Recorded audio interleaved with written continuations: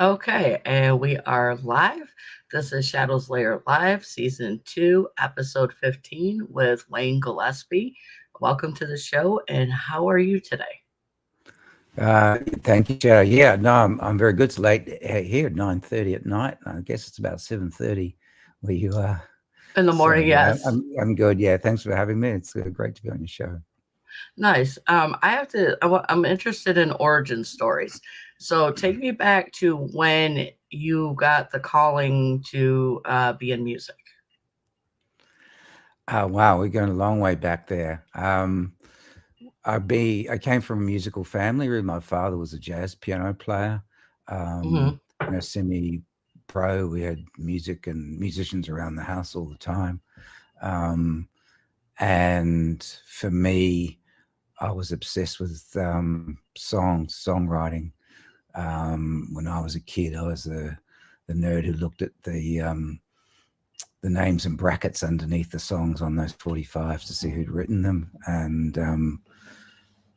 then when I was around 14, I started sort of composing songs in my own head, and then I asked my father to transpose them into notes so I could enter songwriting competitions and things. He got really, he got pretty pissed off in the end with with me bugging him all the Oh. time, and he gave me a guitar, told me to learn that, which was a great thing Hmm. for him to do, and so yeah, I got a guitar, learned one chord, and wrote a song on one chord, and learnt two chords, and wrote a song with two chords, and off I went from there. For me, uh, probably hearing Leonard Cohen on a radio show in New Zealand, which is where I'm from originally, was a turning point for me, being a fan into wanting to do something myself. I've written a little bit of poetry, and Leonard Cohen, like, he had a deep voice and he couldn't sing that well.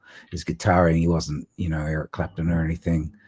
Uh, it was just seemed like it might be within reach compared to, like, the Led Zeppelin or Beatles, or that was way out of reach for a teenager who just kind of didn't know any other musicians and so forth. Yeah.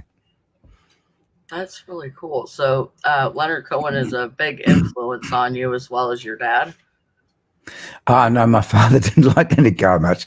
My father Oh. was Frank Sinatra, Miles Davis, Horace Silver, yeah, guy.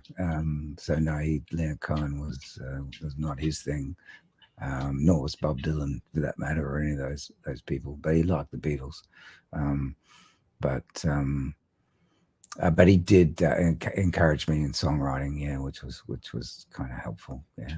Yeah, to have that support, that's very important too. So when you write, do you like to sit in a certain spot, a certain place, or do you just write as it comes to you? I think that's changed over the years. Like, when I was younger and I started out, I had my own bedroom. I just stay in there and sit on the bed with the guitar and cassette player in those days, and just jam away and see what ideas came out and try and make songs out of what you think's the best ideas.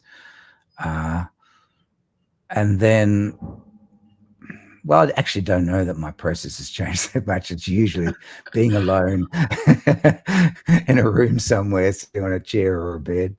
Um, but over time, as I've got to know other musicians and songwriters, I've really enjoyed writing with other people as well. That's cool. So is there a favorite place that you like to tour? To tour, yeah. Look, I have a pretty small uh, geography when it comes to fan base. So I was born in New Zealand and lived in Auckland, uh, and started out kind of in folk clubs around Auckland on open mic nights and things. And then I went to live in England for a couple of years, and same thing, only with a bit more intensity. I was around those folk clubs around London on open mic nights playing my own songs, you know, and often in very traditional environments. So, you know, it wasn't a warm reception, let's say, but I was pretty determined just to. I was a very nervous performer too, so I just kept bashing away, open mic nights around London for a couple of years, playing my own songs, being tolerated without much, you know, positive feedback, I guess. And then I came back to New Zealand and got back into folk clubs. But by then I sort of had a bit of I had quite a few songs and I had my own style a little bit as well. And I got embraced quite quickly when I came back to New Zealand into that folk scene, and I made an independent album, which made the final of the New Zealand Music Awards, and that kind of changed things for me then. You know, I was lucky or unlucky enough to have distribution through a major label, CBS and Sony Music, after that for a couple of albums, and then, you know, back to being independent artist after the, you know, after you don't sell enough albums. So I'm not answering your question really, but my main fan base, I live in Sydney now, my main fan base is in Auckland and New Zealand and Sydney in Australia. That's where I can play with a band and you know, draw enough crowd to pay the band and stuff. Outside of that, it's usually just me and maybe me and one other person, a guitarist, Nigel Gavin. I play with a lot, and he's on a lot of my records, including this one. And a harmonica player, Brendan Power, who lives in the UK now, who ended up in our band in Auckland. He moved to England as well. He ended up playing with Sting and Van Morrison and Kate Bush, and I played with him quite a lot. I did an Irish tour with him a few years back. That's a long answer, isn't it? Sorry. It's okay. Is there any place that you would like to tour? Yeah, I would love to play in Canada, because a lot of my influences are Canadian. You know, Leonard Cohen, Joni Mitchell, Neil Young. I like the idea of playing in America. It's a massive place though, so it's kind of hard to know, you know, where to start. And I did have an invitation many years ago. We bumped into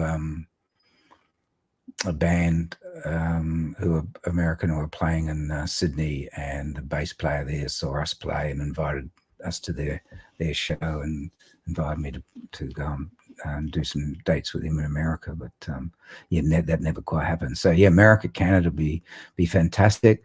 I kind of know England, but you know, that would be a bit more familiar. I haven't played in England since my early days going around open mics and folk clubs. I also busked in Paris for a while too, and that, yeah, I've got a bit of nostalgia for that. But you know, anywhere where people might have heard the music and be interested to show up would be great. I don't really care where it is, to be honest. That's awesome though. What song of yours is the one that you are like the most proud of, the one that you put the most of you into? It's like trying to name your favorite children, isn't it? Like, yeah. You know, some of the ones that I'm most proud of are the ones that I didn't put much work into. In other words, they seem to come from outer space, or they come through you rather than be hard work, you know. So let's see. I don't know if you're playing stuff off the Fraz album, or which is the most recent one. Most of those came from jams between me and a drummer that I worked with in a previous band. We just jammed, and a lot of those songs just came out of jams, so they seem to come out of nowhere as well. There's a song on there called Methadone, which I love that one. I think it's probably our proud, me and Rob, including Rob now, because he co-wrote that and co-produced it. Yeah, that for me has got just this tinge of jazz and rock and folk, and it's lots of textures and dynamics, and I'm really proud of that as a piece of music on that album. Others that I'm proud of, you probably wouldn't have heard of the previous albums. A song about a man who mistook his wife for a car, which is called Invercargill, which it's got a kind of, I'm very proud of the lyrics of that. Jealous Man on Fraz, which is pretty, it's not an easy 9 minutes. It's a song essentially about suicide. Let's face it, but it's kind of written in black humor. I'm quite proud of that lyrically. It's a story song, and it's got humor. It's hopefully not, it's tongue-in-cheek in some ways, but it still addresses a serious issue. So some of the songs I'm most proud of are the ones like Jealous Man or Invercargill, that seem to come from nowhere, like another song, Camille Claudel, quite proud of off another album called Living in Exile. They came sort of pretty quickly. The ones that are hard work, like Methadone, probably that's more craft. You get an idea and then you've got to make it into something. There's pride in that because that was hard work, So Yes. yeah. That's pretty cool. I can honestly say there is some of your music. I went to way back. One day Oh, did you? Okay. Oh, right. yes. I put you on and just let you go. I can honestly say that when you sing, you really feel, because there's some songs that just have me bawl like a baby. Like you get. Well, thank you for that, because in a way, that's something that means a lot to me. That the music is emotional and it invokes emotion in people in a safe space. Hopefully when you're listening to that and shedding some tears, you're in a safe space. I think that's the beauty of art, that it can move you and take you to different places, but you can sort of feel safe while you're listening to it. Yeah, that's one thing for real. Anybody of my fans that are watching, please check out Wayne Gillespie, because it doesn't matter what it is that you are singing. Like your feelings and your emotion, your heart, your soul, it all comes through. Like, yeah, I mean, it's a curious thing with the music, because I wouldn't, for a long time when I started out, because I was kind of exposing myself and emotionally, particularly playing live with my own music, and it feels pretty raw. I was kind of probably the opposite. When I got off stage, I sort of felt that I've expressed enough, and I probably tended to close off for a while there, where before I started playing music, I was probably a lot more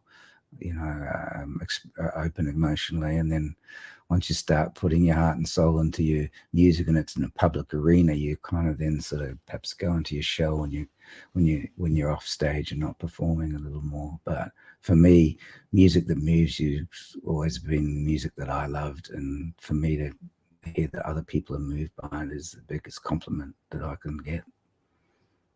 but I guess I say thank you for putting all the music out that you have, because everybody needs to listen to it. Thank you. Yeah. And thanks for going back into the back catalogue too, because it's I'm in my 60s now, so I've been there's 40 years of back catalogue there that I do write slowly and take a long time between recordings often, but it's nice to have someone that's younger than me listening to stuff that I wrote when I was in my 20s and so forth. Yeah. Oh, and actually, promoter extraordinaire is in the house. What's up, Angie? She's my promoter. And she's pretty cool. She's really cool. She's actually been sharing us out the whole time that we've been on here. So, cool. Hi, Angie. So, do you have any pets? Sorry? Any pets, like dogs, cats, fish? Oh, yeah. So I'm surprised they're not arcing up at the moment, but yeah, we've got 2 cats and 1 dog, and they're a handful. They're all on different diets. They've all got different allergies. They've all got different illnesses. They're all over 10. So what seemed like a good idea at the time is becoming a bit of it's becoming a big chore every day around meal times for sure. And a Yeah, trip to the vet, trips to the vet as well. Yeah. yes, my boy's over here sleeping. He's gonna be 9 in September. And Okay. I adopted him, so but he's right over here just chilling, listening, like he's unofficially part of the interview. And he's not Uh, barking, which is kind of better than our oh, dog. well, he's nonverbal, so because of his backstory and things, Okay. so he doesn't bark and things. But if I'm outside and somebody gets too close to the house at night, he will bark then. But he's a man of few words. Yeah. Okay. All right. I could channel a bit of that into our dog. Would be good. All But right. yeah. So no, but I haven't written any song about dogs. Yeah, I actually quite a big fan of Jenny Lewis. I know she's got a song out now. Was it Puppy in a Truck? I don't know if you've Yes. heard that. Yeah. Yeah. So what is your favorite instrument that you like to play? I can only play one instrument, and that's guitar. I'm actually trying to learn piano at the moment. When my dad was around, I mean, he was so good that it was really intimidating for me to consider playing piano. Yeah, I just self-taught on guitar, and you know, you know, I know enough chords to be able to write a song and so forth. So I'm in that singer-songwriter non-virtuoso fashion. You know, there's guys like John Martin and Richard Thompson, Neil Young, who can do it all. Fantastic on their instruments as well as writing songs, etc. But yeah, I get by on guitar. I really privileged to be able to play with some great musicians who can do all the tricky bits, and for me that's a joy to be able to play with really quality musicians when I'm not in their league as a player, but hopefully the songs kind of justify my position there. I like that answer. That was a really good answer. And out of all the people that you have worked with, is there somebody that you would like to work with that you have not yet? A few of them are dead. Like I've played supports. Probably Susan Vega is probably the most well known. And those things are really exciting to meet those people. I was a big fan of a guy called Stan Ridgway. You might not be aware of, but he's like a slightly less seedy Tom Waits, but still has a really film noir kind of approach to his songwriting. He wrote Mexican radio for the band. Oh, what are they called? Forgotten. I'm on a Mexican radio. I can't remember what the band was called. Was it Wall of Voodoo? Maybe. But I got to play with him in a small club in Sydney, and he was a wonderful man to meet. So I haven't answered your question yet. Who would I like to play with? It's okay. I would have loved to have done a support gig for Leonard Cohen, and I was certainly in touch with some of his people, and it kind of got close, but didn't happen.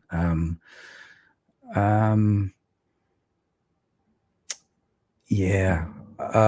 I'm just listening to a lot of Jenny Lewis. I mentioned it before, but I just really, really like her songs, and that'd be pretty cool. Yeah, someone to work with. It's either be a support act or write a song with someone like that would be awesome. What musicians to play with?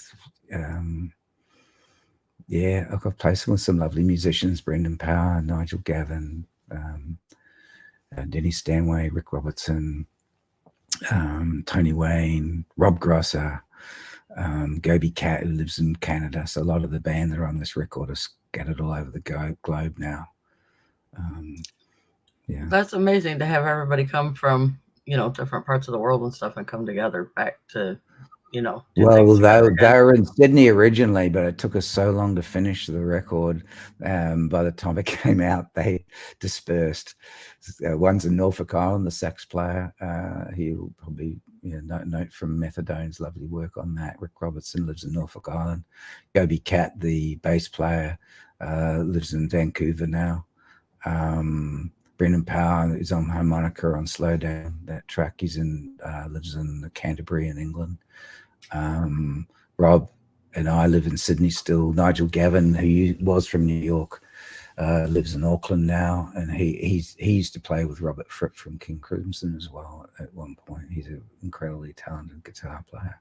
But it's hard getting the band together. I've got a bunch of musicians here. We're doing a gig next week, actually. So I've got a whole bunch of new musicians that we're trying to rehearse with tomorrow. So where's this gig going to be at? This gig's going to be at my local pub, if you like, hotel. It's called the Bayview Hotel. It's in Gladesville, Sydney. And we do a gig there about once a year. And this time it's going to coincide with us promoting the single that we've just released off the album Fraz, probably the last single, called Seconds, which is, really about the way that you can create life and destroy life in a matter of moments. And, just the destruction and war that's surrounding us at the moment, and the things that we're kind of living through and witnessing. It's a response to that, I guess, and a cry for peace. Let's fight for peace, not war. Yes, it's a very powerful song, actually. It speaks volumes. But seriously, that is no lie. Things really can change just like at the drop of a hat. It doesn't matter. You could be sitting out there mowing your lawn. Next thing you know, heart attack. Or your neighbors could be in a fight. You don't mind your business. Next thing you know, you're in jail. You're dead. Something's not right. So absolutely, yeah. So that fragility, I guess that song's about, and it's with me going. I always played acoustic guitar up until this album, and then I switched to electric, and that's that kind of a nod to Neil Young and Crazy Horse with the distortion pedals and so forth on that. It's a big influence on that song. yes, because it's kind of like how do I want to put it? It's kind of like you can only control how you react to what's going on, how you handle it, and things like that. You can't control the actions of others. Yeah, that's so true. Yeah, very true. Exactly. We focus on what we can do, and try and let other people's idiocy, not get too attached to that unless we can do something to change it. Yeah. Yep. For sure. What is your favorite time of the year? Look, I'd have to say up until a couple days ago, autumn was pretty good here in Sydney. I don't know if you know much about Sydney and its climates and stuff, but it was very temperate, around 20 degrees, and very nice. We just had a colder snap the last couple of days.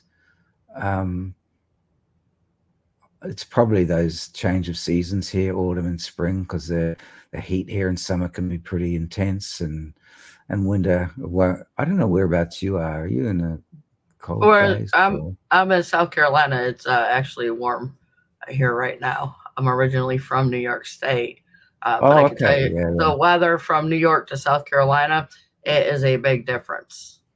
South Carolina, so that's so you're a bit close to the equator there. It's pretty warm and all year round. Well, kind of depending. This last winter was pretty bad. People actually had pipes that actually burst down here. Oh, right. Okay. Yeah. So, and it's kind of like that's more extreme than where I am. Yeah. Yeah, but it doesn't get like into the negative temperatures or anything like that, and we don't really get snow. If you get snow, it's in Anderson, it's like for 5 minutes. It'll snow less than an inch on the ground, a dusting. It'll last an hour and then melt and go away. Okay, yeah. So New York's more intense change of seasons than that. And, Yeah. and I guess in a place like Australia, it gets pretty hot in summer, but you're not getting that intensity of in Sydney anyway. Of those So you're temperatures. technically in the fall/winter season now. Yeah, I would say it probably felt like the first day of winter yesterday. But Yeah, that's still only probably about 16, 40, 14, 15, 16 degrees. yeah, because we're heading into summer here. So Yeah. I find that kind of interesting how it's flipped like that. It's really cool though. Yeah, when I was living in England, I couldn't deal with the second winter. I had to leave in the middle of it to come down to the southern hemisphere. I don't like the cold. So I heard that you guys have these ginormous bugs. I've seen these things online. Is it true? Yeah, what do you mean by no? I mean, I guess we're just used to them. You mean like Mm, cockroaches and things like well, that? kind of like spiders that are as big as your face, things Oh like yeah, that. yeah. Those ones are quite harmless, I believe. Um, yeah, I don't have a spider phobia. Coming from New Zealand, there's nothing really there that can hurt you. There's no snakes. There's no. I think they've got one slightly poisonous spider, a I should know this. Catapo spider. But there's really nothing that can hurt you much there. So you didn't really have an aversion to bugs and spiders and things. But yeah, here it's a bit more lethal. There's got 3 or 4 varieties of spiders that can kill you, and some of the most venomous snakes in the world and so forth. So yeah, I don't know how you feel about bugs, but they're not as Well, big as what you get in Harry Potter or Lord of the Rings well, movie. with bugs, as long as they stay outside, I'm good with them. Yeah, okay. And And they generally behave themselves here. yep, and it's kind of like if they come inside, it's kind of like you guys are crossing the line. I told you to stay out. Yeah. So no, I can't show. I can't kind of just grab a bug and show you one right now. So what? Because we're big foodies and coffee people around here. Is there what is like your favorite food and your favorite drink? I discovered coffee really late. It used to give me the shake when I was younger. I used to drink it black, and I used to get the shakes and a stomach ache, and I stopped drinking it. When I was, I think, in my late 40s, it's like one of those stories of, heavier drugs in it, but someone gave me a coffee, and just well, it was like quite a rush when you haven't drunk coffee for 30 years. That first coffee is quite a rush, and so I've been a coffee aficionado since then. I'm only drinking 1 or 2 a day. I'm a moderate in most things, I probably would have to say these days, but yeah, I really enjoy a cappuccino, and I do like red wine, and if I had to name those are the 2 drinks. Yeah. What is your favorite food? Like your favorite dish?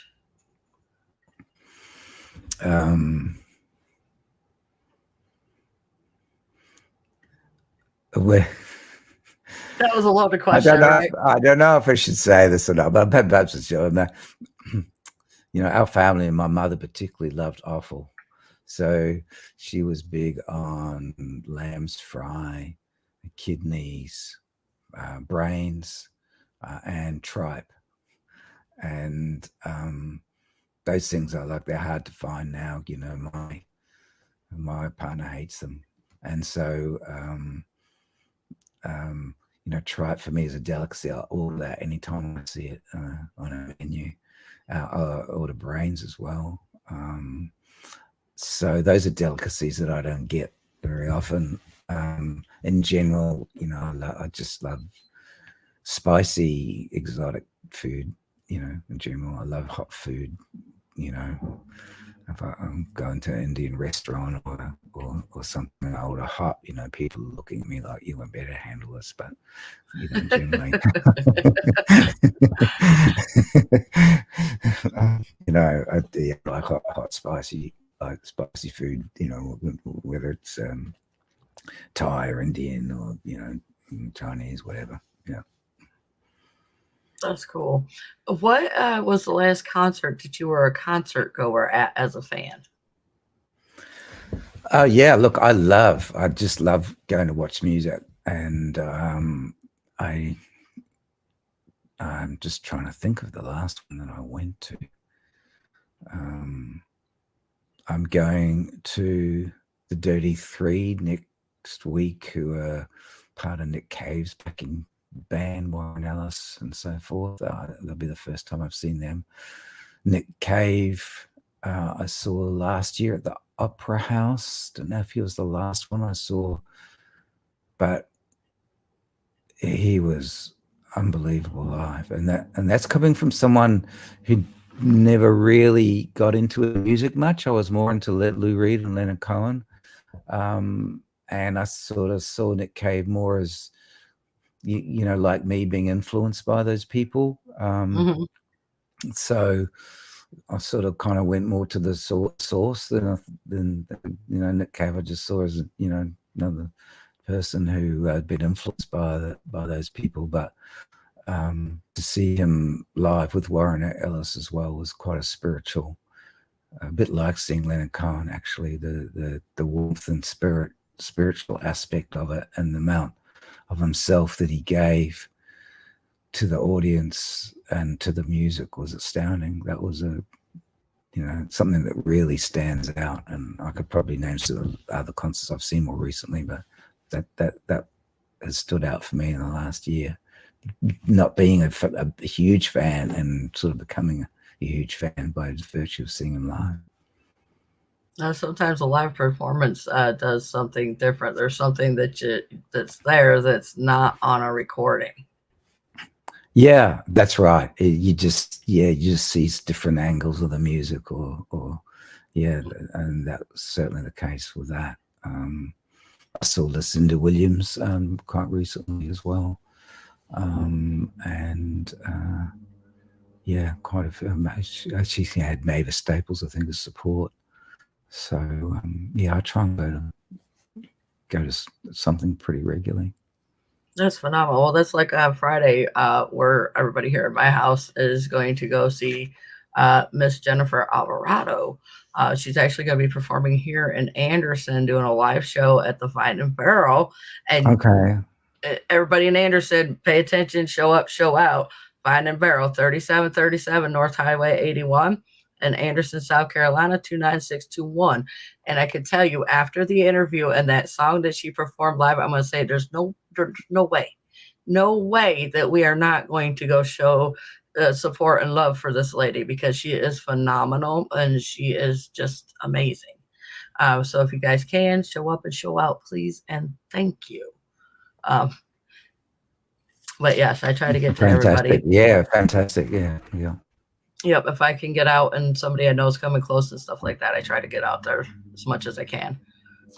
It's kind of like Jasmine Kane. We went and seen her last month. Phenomenal show. The whole band, phenomenal. Everybody, so you get quite a few artists coming through there, obviously. Oh, yeah. It depends on the location in South Carolina, because it depends. Like the music scene is kind of it's different in Anderson than it is from Myrtle Beach or even Charleston or even Greenville or even the Columbia area. Right. Each section like has their preferred music that they like, is what I'm gathering. That I've been down here the past 5 years, is that like some places like they're Christian, they're gospel, other places like the hip hop, some places like the blues, and things like that. Yeah, it just depends on where you are, which is really cool though. Yeah, I mean, I guess coming from New York though, you would have had even more, Oh variety of. yeah, up in New York, I had a chance to go see Joe Bonamassa play at this place Oh, called right. Nothing Yeah. Fancy in Vernon, New Yeah. York, back in the day. I also got to Hmm. see Henry Paul and his band, the Outlaws. He was in 38 Special and the band Okay. Black Hawk, which phenomenal voice that guy is from, and he's from the same county I'm from in New York too. Okay. Yeah. Yeah. Yeah, there's Yeah. a lot of good musicians that come out So of those that bands area. I need to check out. Yeah. Yeah. I Yep. haven't. I'm not familiar with some of those. Many of those. Oh, and another one to be in, and who that you really like to listen to. If you have not checked her out yet, I have to recommend Eliza Neals. She's Hmm. blues rock, and Yeah. her Yeah. new album Color Crimes just came out. And the one single that we're trying to boost up is Something's Better Than Nothing. But this other song on there is called Bandon Jackson. What happened is she was going to a festival, and the lady that was running it was shaming her on her body, what she wore, and her clothes, and things Hmm. like that. So it was a horrible experience, but she had a lot of good love and support on that issue, but also a really cool song came out of it. Yeah. Okay. Great. And that kind of highlight the issue as well. Yes, yes. Yeah. And Yeah. if you like hard rock and things like that, check out Jasmine Kane. Also check out Dan Acosta too, because he's I don't know if you know who he is. He was in The Orange Is New Black. He was on Ink Masters Oh yeah. Yeah. Yeah. and Russell. Yeah, he's one hell of guitar player. Like he slays. His vocals are amazing. So I recommend it. You check him out too as well. Like anybody that you see post their music in my stories is worth checking out. Yeah, I bet. Yeah, I will do that because yeah, some of that music. Yeah, uh, yeah, it's a bit limited. You know, it's hard to find music. It's easy and it's hard in finding new music. I find, you know, it's either is it word of mouth, people tell you about stuff, Yeah, or well, over in the UK, there's artist Browno, and there is Delta High with mm, Neil Jackson is the band leader over there in that one. okay. All right, I'm gonna go through this on tape and write those names down and check them out. Yeah. Also, did I read correctly that y'all created your own music genre? Fraz. Well, yeah, we think we have. I think that word does exist in some form or another, but I guess when we were making songs like, you know, Methadone you're referring to, and you're trying to, you know, what kind of genre of music is this? Because you know, everyone wants you to put a song in a genre, and you know, many radio stations, you know, are genre based, aren't they? You know, so we couldn't really do that. It wasn't really like, it didn't seem to just seem to fit between the cracks. It didn't seem to be anything that we could sort of define. And so I'd say this, well, it sounds like a blend of folk, rock, and jazz. You know, probably it's Fraz. So yeah, that's what we call it, and that's why we call the album Fraz, because we just felt that some of the music, particularly songs like Methadone and Bananas and things, just kind of fitted in between the cracks, the I genre. could, well, see, from my listening perspective, even your earlier stuff, you have your, like, it's like, what genre would I put him in? I can't. You're your own genre, I really feel. Wow. Yeah. Well, I guess that's what every artist hopes for, isn't it? That they've got something that, you know, that's them, that's got some sense of uniqueness about it. So yeah, that's a kind thing to say. Thank you. You're welcome. Well, it's just, how I feel about things and stuff like that because I really love listening to music because there's a lot of, just like art, music can be subjective. Just like methadone, it could, depending on who you are, it depends on how you interpret the lyrics to you and things like that. Yeah, yeah, absolutely. You know, it means different things to different people, and that's a universality of music. And you know, hopefully, kind of lyrics are open enough to give me, that people can find their own meaning, within in the song. Yeah. That's pretty cool because Methadone, I view that as like a love song. Yeah, it is a love song, and but it's a realistic love song, It's kind Yes. of Yes. it's a song about long love that isn't always smooth, and that there's sort of there is a dependence at times on those relationships, and that draws you back in, even if you're going through some difficult times, Yes. So anyways, I would like to shout out Alternative Twitch Radio. Oh yeah, That they've been really great at also championing my music, which has been wonderful. Yes, and then if anybody is interested in a new independent radio station that they have not listened to yet, although it's not a new station, but go follow Alternative Twist Radio online and everywhere that you can stream them. Because even there's even the Mike and Phoebe show, the podcast that they have too. So make sure you guys go follow that on Apple, Spotify, and everywhere else that you can find them, because they are really cool over there. Like I just how do I put it? Phoebe's a BBIC. She really is. She a boss baddie in charge. She really is. I just love the way that she does everything over there. She's just really nice and cool. Plus all of the phenomenal music that gets played on that station. You got there's artists like Browno, there's the Major Resolve, and a whole lot more. Like, you guys really need to go check them out. Yeah, and yeah, she's been wonderful to be connected to, and I think I did some interviews, podcasts there, I think, that are on YouTube when they were just starting out, and they reached out to me. I think they found me on Bandcamp or something. And anyway, it's been a really good to have a relationship with them, and that hence kind of getting to your orbit as well, and other indie stations. So it's been great. Do you have a hidden talent that people may not know about? I don't know if it's hidden or not, but before I got into music, I was a mad tennis player, and I tried every sport under the sun, and I was hopeless at all of them. And for some reason, last desperate effort to have a son who play sport, I ended up going to a tennis camp or something, and just loved it. So I did play junior tennis for my my city, Auckland, and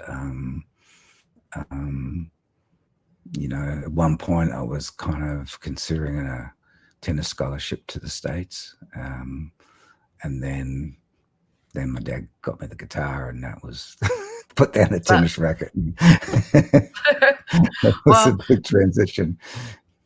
Well, no offense to tennis players, but guitars are a little bit more cooler than tennis racket. Yeah, and it lasts a bit longer too. Although I still play a little bit of tennis now and again, because it's it's good to be doing something physical. But yeah, that was.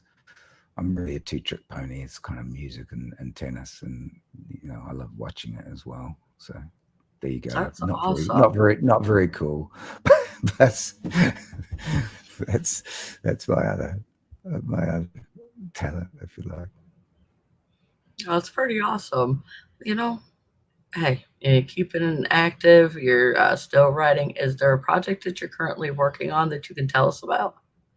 Oh yeah, so my first album, the independent album that ended up getting me started, was called Wayward Son. I don't know how a 20-something can write a song that goes inside every father is a wayward son, because I wasn't a father. I wasn't old, but that was that was the line, and that that song, the theme.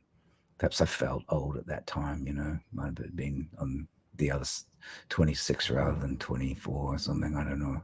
But so 40, that came out in 1984. So 40 years later, we're now working on the Wayward Father album because, since then I've become a father, rather later in life, I have to admit. And so that's what we're working on, a Wayward Father album. I'm trying to involve some of the original players that were on that Wayward Son album, and once again they're spread out.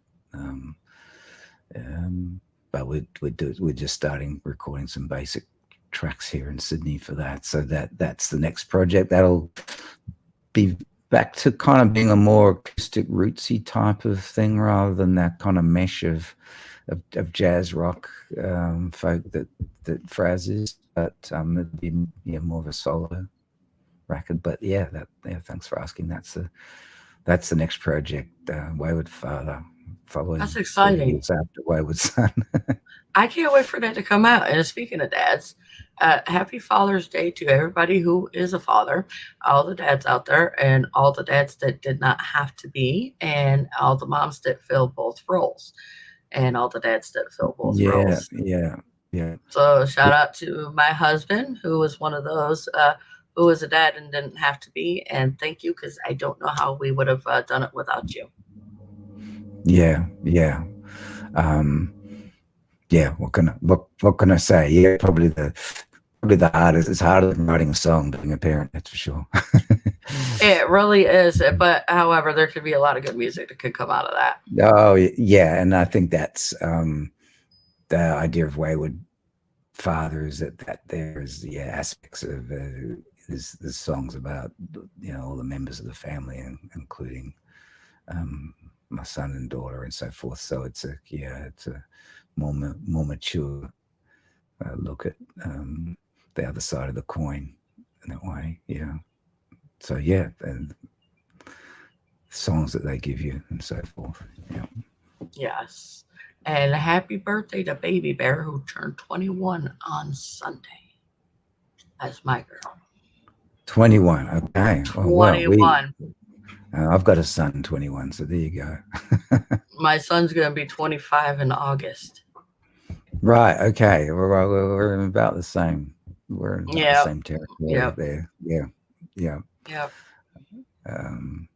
It's hard for them to leave home here in Sydney. Like, it's pretty expensive out there, so they tend to stay. They don't flee the coop just yet, anyway. That's all right. Just keep them close and keep them loved and keep them safe. That probably should be edited out. We're moving off the topic of music into things, but anyway, it's a great journey, and anyway, Wayward Father, watch out for that. I make records very slowly, and whether it'll come out on the 40th anniversary this year, or whether it might be the 41st next year, I'm not sure, but we'll chip away at it. Well, if you're working slow at it, that means you have time for more attention to detail. And I've noticed that with your music, you really have this like fine eye for the attention to detail in the lyrics and the way you sing. Thank you. Yeah, well, it is a laborious process. That's why you're pretty grateful if you get a song quickly. But in general, there's probably a little bit of unhealthy perfectionism, perhaps, with Rob as well, who's co-produced this. We both get pretty caught up in the details, but hopefully it's nice that you can listen to that and notice that attention's there without it being too sterile. Mm-hmm. Okay, and because it's so late where you are, I don't want to keep you any longer than we have to. But of course, you can come back anytime you would like to. Just let me know. And we are going to say peace, love, respect. We'll catch you on the flip side. And also stay tuned for the streaming release of this episode, because it will include the song Seconds. And I want to say thank you to Wayne Gillespie for being on the show and being part of the Shadows Lair Live experience. Thank you. Thanks so much, Jasmine, for, really enjoyed the interview and exploring all the different aspects with your questions. And thank you for supporting our music as well. So, yeah, it's been a pleasure. All right. And we will see you guys later. Okay. We're ending now.